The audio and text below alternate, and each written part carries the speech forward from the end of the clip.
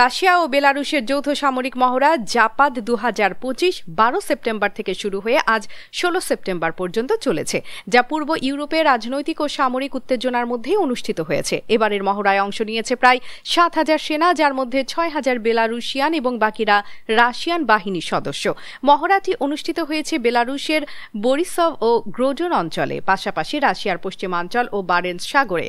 Russia এই মহড়ায় ব্যবহার করেছে ড্রোন, কৃত্রিম বুদ্ধিমত্তা প্রযুক্তি, ভারী সাজোয়া যান এবং সাবমেরিন থেকে ক্যালিবার ক্ষেপণাস্ত্র উৎক্ষেপণ, যা মহড়ার কৌশলগত গুরুত্বকে আরও বাড়িয়ে তুলেছে।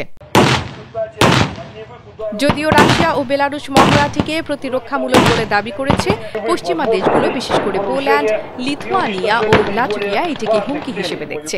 পোল্যান্ডের প্রধানমন্ত্রী ডোনাল্ড টাস্ক মহড়াকে আগ্রাসী বলে অভিহিত করেছেন এবং দেশটির সীমান্ত সম্পূর্ণভাবে বন্ধ রাখা হয়েছে মহড়ার সময়কালীন নিরাপত্তা নিশ্চিত করতে।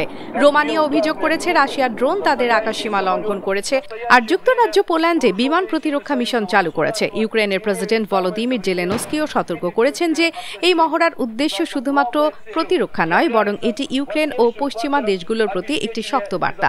বিশ্লেষকদের মতে জাপাদ 2025 মহড়া রাশিয়ার সামরিক সক্ষমতা প্রদর্শনের পাশাপাশি ন্যাটোর পূর্ব সীমান্তে চাপ সৃষ্টি করার কৌশল হিসেবেও বিবেচিত হচ্ছে।